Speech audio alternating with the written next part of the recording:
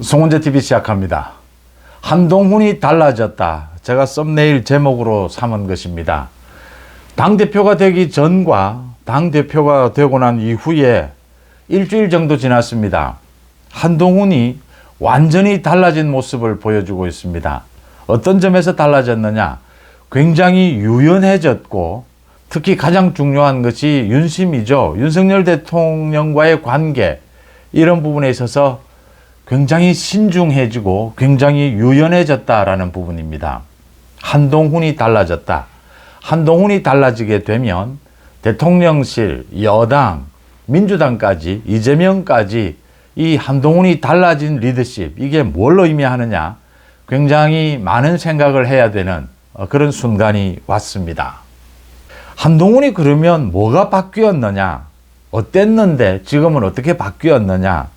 이런 것들입니다. 가장 먼저 지금 정책위 의장 정점식에 대해서 이 정점식을 바꿔야 한다. 당연한 것입니다. 그런데 정점식이 의외로 자기가 2개월 정책위 의장을 했으니까 1년 채워야겠다. 이렇게 반응하는 정책위 의장은 거의 없었고, 이렇게 반응하는 것은 맞지도 않고 당헌 당규도 위반입니다. 당대표에게 자신의 재신임 또는 바꾸라, 사표, 이게 원칙이었고 당헌 당규에도 그렇게 되어 있습니다. 이걸 놓고 기존의 한동훈이라면 이게 맞지 않거든요. 관례도 아니거든요.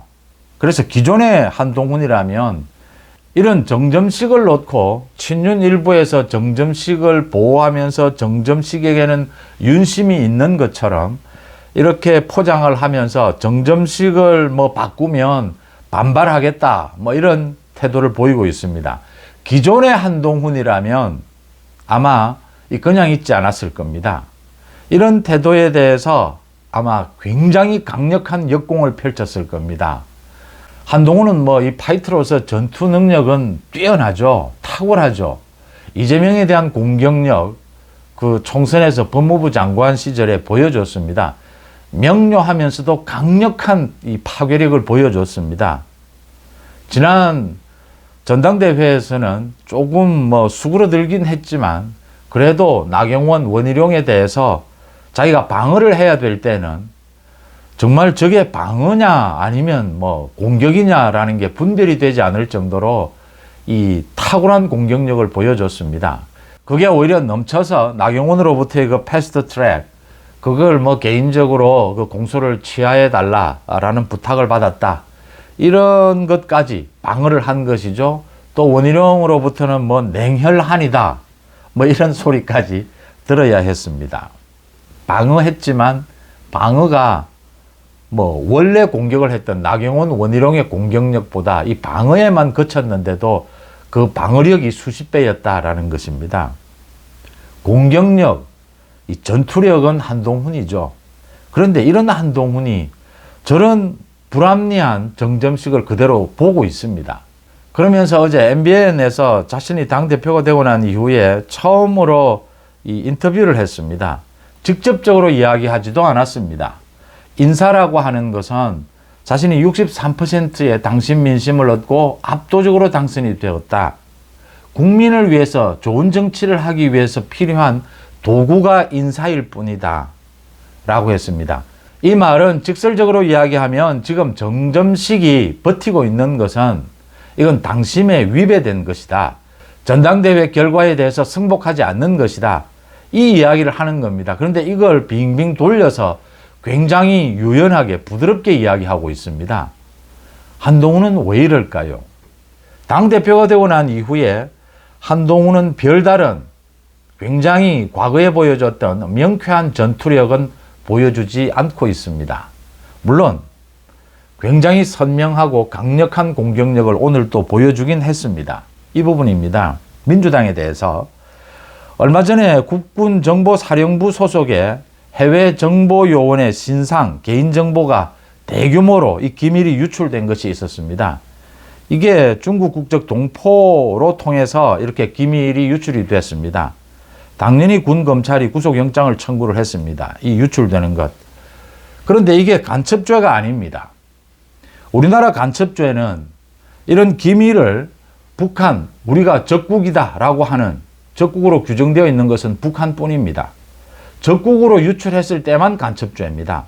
그래서 이걸 국민의힘에서는 고치기 위해서 적국, 북한이 아니라도 기밀을 유출했을 경우에는, 이 간첩 행위에 해당될 경우에는 간첩죄로 처벌을 하자, 이런 개정안을 여러 번 발의를 했습니다. 그런데 민주당이 반대해서, 소위 민주당이 친중국이지 않습니까? 북한과 중국은 굉장히 긴밀하게 연결이 되어 있기 때문에 이걸, 적국을 북한, 중국 뭐 이렇게 따로 뗄 수가 없다라고 하는 점입니다. 민주당이 반대해서 이 법안을 통과시키지 못했다. 날카롭게 한동훈이 이걸 오늘 지적을 했습니다.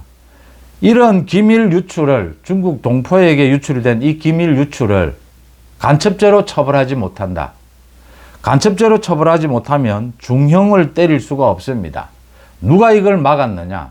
이 법 개정을 누가 막았느냐? 민주당이 막지 않았느냐? 그 결과가 이런 것이다. 이 어떻게 할 것이냐? 국민의힘에서 이걸 추진해서 개정을 하겠다라고 했습니다. 날카롭고 강력하지 않습니까? 이게 기존의 한동훈 아닙니까? 한동훈이 이렇게 민주당이 잘못하는 부분에 대해서는 날카롭게 지적을 합니다. 그런데 정점식에 대해서는 숙고하겠다, 기다려보겠답니다. 왜 이럴까요? 정점식을 놓고 지금 일부 친윤이 윤심팔이를 하고 있기 때문입니다. 정점식은 당연히 바꾸든지 안 바꾸더라도 한동훈 대표가 재신임은 해야 합니다. 그런데 지금 정점식은 뭐 사의조차 표명하지 않겠다고 버티고 있습니다. 정점식이 이런 스타일은 아닙니다. 정점식은 굉장히 검사 출신이고 합리적이고 이 분별력이 뛰어납니다. 굉장히 비상식적인 이런 행동을 할 정점식은 아닙니다. 분명한 건 이 뒤에 친윤 일부의 조종이 있다라고 하는 것입니다. 정점식에 대한 요구가. 또 그 뒤에는 윤심의 일부가 있을 것이다. 짐작해 볼 수가 있습니다. 이걸 한동훈이 읽고 한동훈이 기존의 방식대로 소위 명쾌하게 정점식을 정리해버리는, 이것도 한 방식입니다. 한동훈의 방식입니다. 왜냐하면 뭐 압도적인 당심이 한동훈에게 와 있기 때문에 못할 게 없습니다. 또 그런 강력한 리더십을 처음부터 보여주는 것도 좋은 방식입니다. 그런데 이걸로 인해서 뭐 이 정점식 정책위 의장을 바꾸면 의원총회에 추인을 받아야 합니다. 아마 의원총회에서 한동훈 대표가 바꿔도 추인해 주지 않을 도리는 없습니다. 뭐 명분도 없고, 또 정점식 아닌 더 괜찮은 정책위 의장 후보자들도 많이 있습니다. 그 사람이 뭐 말 그대로 친윤이다 하더라도 이런 상황이기 때문에 그대로 밀어붙여도 됩니다. 그런데 한동훈이 밀어붙이지 않습니다. 숙고합니다. 대신 한동훈 주변에 비서실장을 비롯해서 박정하죠, 또 사무총장 등이 나서서 한동훈 대신해서 많은 이야기를 합니다. 이 지금 정책위 의장 자리 하나를 놓고 친윤 일부가 이게 지금 최고위원 회의에서 의결권을 좀 가져보자, 또는 윤심팔이를 하고 있다. 이게 맞느냐? 이게 정말 윤심팔이를 한다면 더 정책위 의장을 바꿔야 하는 것이 아니냐? 친윤 일부의 뭐 이런 여러 가지 의도가 있다면 이런 이야기를 직접적으로 하고 있습니다. 이게 이제 한동훈이 노련해진 부분입니다. 학습 능력이죠. 학습 효과죠. 총선 때 윤 대통령과 정면으로 부딪혔습니다. 그것도 절대로 한동훈은 자신이 공개적으로 해서는 안 되는 김건희 여사 부분으로 부딪혔습니다. 한동훈이 윤 대통령과 개인적으로는 불만이 있는 사이에서 김건희 여사를 거론하는 것은 괜찮습니다. 그런데 김건희 여사 문제를 풀어야 지지율이 오른다 하더라도 한동훈이 이 문제를 직접적으로 자신이 공개적으로 거론하는 것은 굉장히 위험한 일이었습니다. 이런 게 이제 학습 효과입니다. 이게 정말 전공법을 써야 할 때도 있고, 애둘러 가야 할 때도 있고, 침묵하고 숙성될 때까지 기다려야 할 때도 있고, 이 참 정치가 복잡하다. 정치가 이렇게 복잡해지는 이유는 가장 중요한 것은 권력입니다. 권력. 윤한 케미의 부활, 윤한 케미가 부활했는데 아직도 윤한 이간질을 하려고 하는 사람들이 있다. 이러면 거기에 동의하지 않는 분들도 많이 있습니다. 윤한 케미의 부활도 맞고 거기에 동의하지 않는 분들이 있는 것도 틀리지 않았습니다. 이게 이제 권력입니다. 국민들로부터 권력이 대통령으로 모입니다. 지금 뭐 우리나라에서 권력이 가장 센 사람은 대통령입니다. 국민들로부터 위임받은 이 권력, 일을 하라고 국민들이 준 것이죠. 권력이 있어야 일을 할 수 있지 않습니까? 힘이 있어야 일을 할 수 있지 않습니까? 그러면 대통령은, 가장 권력이 강한 대통령은 여러 갈래를 보게 되는 겁니다. 권력 관리. 대통령의 권력을 나누어 줘서 야당까지입니다. 야당, 여당 모두 대통령의 권력의 영향권 안에 있습니다. 대통령의 권력을 이렇게 모두 나누어져서 모두들 일을 합니다. 서로 일을 하는 이 대통령의 권력으로 이 사람들이 부딪히기도 하고 화합하기도 합니다. 대통령은 개인적인 관계도 있지만 대통령의 권력의 입장에서는 이 모두가 서로 경쟁하면서 열심히 일하고, 또 오늘 이 사람과 좀 친분이 있고 이 사람에게 대통령의 권력을 많이 실어주더라도 내일 어떤 일이 발생할지는 모릅니다. 대통령 입장에서는, 이 국가 권력을 관리하는 입장에서는 모든 가능성을 열어두고 관리해 갈 필요가 있습니다. 그래서 지금 대한민국에서는 윤심이 가장 어렵고, 윤심 읽기가 윤심이 가장 많이 변합니다. 윤심이 오늘 이랬다 하더라도, 이런 말을 했다라고 하더라도 내일 어떻게 바뀔지 모릅니다. 권력이 강하면 강할수록 말도 자주 바뀌고 읽어내기도 힘들고 변화무쌍합니다. 이 부분을 이제 어떻게 대처하는 것이 현명한 것이냐에 대해서 한동훈이 서서히 바뀌어 왔다. 총선 때에 무엇을 잘못했는가? 총선 이후의 성찰을 통해서 전당대회에서 조금 숙성된 모습으로 이제 당대표가 되고 난 이후에 아주 달라진 모습을 보이고 있다고 하는 점입니다. 윤 대통령은, 윤심은 지금 한동훈에 대한 신뢰도 있고, 또 친윤 일부의 이런 정점식을 그대로 두는 것이 좋겠습니까? 이걸 윤 대통령에게 물어볼 수 있는 사람도 없고, 물어본다라고 하더라도 윤 대통령이 답변하지도 않을 뿐더러, 윤 대통령이 만약 뭐 나쁘지 않지라고 답변했다라고 하더라도 그게 내일 어떻게 바뀔지는 아무도 모릅니다. 대통령의 자리, 권력 관리는 그런 것입니다. 윤 대통령 입장에서는 친윤 일부가 이렇게 정점식이 이렇게 뭐 버티기를 하는 것도 한번 지켜볼 만하다. 왜 윤심이 명쾌하게 한동훈 착착 이렇게 해주지 않느냐? 정치는 어떻게 변해갈 것인지 아무도 모릅니다. 대통령으로서는 모든 준비를 하지 않을 수가 없습니다. 지난 25일 전당대회 이틀 뒤에 충남도청에 윤 대통령이 있는 자리에서 전국의 국민의힘 12명의 시도지사들이 모임을 만들었습니다. 단체를 만들었습니다. 한동훈을 소위 견제하기 위해서 홍준표를 비롯한 오세훈 이 시도지사들이 앞으로 최고위원회의도 참석하겠다고 하면서 단체를 만들었습니다. 윤 대통령이 몰랐을 리가 없습니다. 그런데 윤 대통령은 그냥 보고 있는 겁니다. 한동훈도 잘해야 하지만 한동훈에 대한 견제도 대통령으로서 지켜보는 것입니다. 완전히 기회를 말살하지 않는 것입니다. 그래서 윤심파리를 하는 이런 친윤 일부의 행태에 대해서도 명쾌하게 대통령 입장에서는 정리하지 않는 것입니다. 이래서 이게 복잡해지는 것입니다. 정치에 있어서, 권력 관계에 있어서. 이런 부분을 어떻게 대처하는 것이 좋겠다.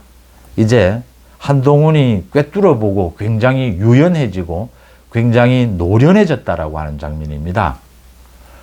최상병 특검법 제3자 추천으로 국민의힘에서 새로운 법안을 발의하자. 뭐 민주당에서는 한동훈 약속을 지켜라. 뭐 국민의힘 내부에서도 한동훈이 약속을 지키면 안 된다. 이제 그거는 무산시켜라. 뭐 이렇게 이야기합니다. 한동훈은 속도 조절합니다. 여전히 자신의 공약은 지킬 것이다. 그런데 민주당의 태도도 보겠다. 이재명은 이걸 반대하는데 정확하게 왜 반대하느냐? 한동훈은 속도 조절도 하고 완급 조절도 하고 여러 가지를 하고 있는 셈입니다. 자신의 약속은 분명히 지킨다. 이런 자신의 공약이 가져다 준 의미도 있고 이걸 가지고 민주당을 요리할 수 있는 여러 가지 여지도 있는 것입니다. 이런 걸 굉장히 단순하게 왜 이러지 않느냐 저러지 않느냐 왜 윤 대통령이 나서서 착착 윤 대통령이 좋아하는 뭐 딱딱 정리를 해주지 않느냐 그렇게 정리가 되지 않는다라고 하는 점입니다. 그래서 복잡해지는 것이죠. 그 말씀을 제가 드리고 있는 겁니다. 그런 부분도 유연해졌다라고 하는 것입니다. 김건희 여사 부분, 검찰 조사 부분도 마찬가지입니다. 한동훈의 메시지는 이런 겁니다. 검찰청에서 비공개로 조사했으면 국민의 눈높이에 좀 더 맞았을 텐데 그렇게 하지 못했다 하더라도 지금이라도 검찰에서 빨리 종료하는 것이 좋다. 종결을 짓는 것이 좋다. 기소할 부분이 있다면 기소, 아니면 무혐의로 처리를 하는 것이 좋다. 이 선에서 더 나아가지 않습니다. 이제 노련해진 것입니다. 다른 목소리들이 막 터져 나옵니다. 당대표는 굉장히 유연해졌고 말의 수위를 이제는 이 완급의 조절을 굉장히 다양하게 폭넓게 지금 조절하고 있다라고 하는 점입니다. 과거에 비해서 한동훈이 명쾌하고 명료한 점이 떨어졌다라고 생각하실 수도 있을 겁니다. 그런데 여전히 이 민주당의 이 간첩죄 이 부분에 이 민주당의 문제점을 지적하는 데서는 한동훈은 강력합니다. 명료합니다. 명료하지 않아야 될 부분에 명료함이 필요 없는 부분에 이제 한동훈의 유연성이 발휘가 되고 있다. 한동훈의 리더십이 이제 물에 오르고 있다 이런 느낌을 받습니다. 가장 읽기 어려운 것이 대통령의 권력입니다. 대한민국은 대통령 중심제입니다. 윤심을 그렇게 간단하게 해석할 수도 없고 해석했다 하더라도 내일 윤심이 어떻게 바뀔지는 모릅니다. 이재명이 어리석은 것은 야당 대표라고 하는 어마어마한 권력을 이재명은 이렇게 복잡하지 않고 간단하게 만들어가고 있습니다. 이재명은 지금 국회의원도 모두 친 이재명, 지금 전당대회도 90% 이상 이재명 지지입니다. 이게 좋은 것이냐? 아닙니다. 이건 단순합니다. 이재명에게 충성하면 민주당은 다 되고 이재명에게 충성 안 하면 모두 잘라냅니다. 저건 이재명이 다치게 되는 한, 이재명이 쓰러지면 민주당도 모두 쓰러지는 결과를 가져오게 됩니다. 권력은 저렇게 단순해지면 무너집니다. 지탱이 되지 않습니다. 권력이 자기 좋으라고 권력이 있는 게 아니지 않습니까? 당원들이 국민들이 일하라고 준 것이 권력입니다. 한동훈이 어제 MBN에서 한 이야기입니다. 당정관계니 당에서의 인사니 윤시민이 모든 것은 국민들 앞에서 국민들 정치를 잘하라고 있는 것이다. 도구일 뿐이다. 권력은 일을 하기 위한 도구일 뿐입니다. 권력에 젖어버리면 망하는 겁니다. 이재명이 왜 망하는지, 민주당이 왜 망하는지를 이 대비해서 보시면 알 수가 있습니다. 윤심은 복잡합니다. 이재명의 마음은 단순합니다. 왜 그렇습니까? 사법 리스크 때문입니다. 이재명은 이것저것 지금 가릴 형편이 아닙니다. 막 가는 겁니다. 권력이 저렇게 막 가게 되면 그 끝은 처참합니다. 오랜 경험에서, 역사의 경험에서 보여주는 대목입니다. 윤심이 왜 명쾌하지 않느냐? 윤심이 명쾌하지 않는 것이 지금 여권이 또 여당이 대통령실이 잘 굴러가고 있다라고 하는 반증입니다. 이 부분을 한동훈이 꿰뚫어 보기 시작했다. 한동훈은 언제나 굉장히 직설적입니다. 또 굉장히 빠릅니다. 또 굉장히 강력했습니다. 그런데 당대표가 되고 난 이후에 굉장히 부드러워지고 침묵하는 시간이 많고 숙고하는 시간이 많고 또 많은 것들을 자신의 주위에 떠넘깁니다. 자기가 직접 하지 않습니다. 비대위도 권력입니다. 그런데 지금 당대표는 전혀 다릅니다. 비대위는 사실상 윤 대통령이 임명한 것입니다. 지금 당대표는 당신 민심이 한동훈에게 압도적인 지지로 당대표를 만들어준 것입니다. 한동훈 당대표의 리더십이 본격적으로 지금 선보이고 있다. 한동훈이 달라졌다. 그렇다면 대통령실, 여당, 야당까지 모두 초긴장해서 이 달라진 한동훈 리더십에 대해서 이제는 검토에 들어갔다, 이렇게 볼 수가 있습니다. 저 한동훈을 어떻게 대처할 것이냐, 야당에서는. 여당에서는 한동훈이 예상 밖이다, 이런 반응들입니다. 대통령실 마찬가지입니다. 한동훈이 바뀌었습니다. 송재TV 마칩니다. 고맙습니다.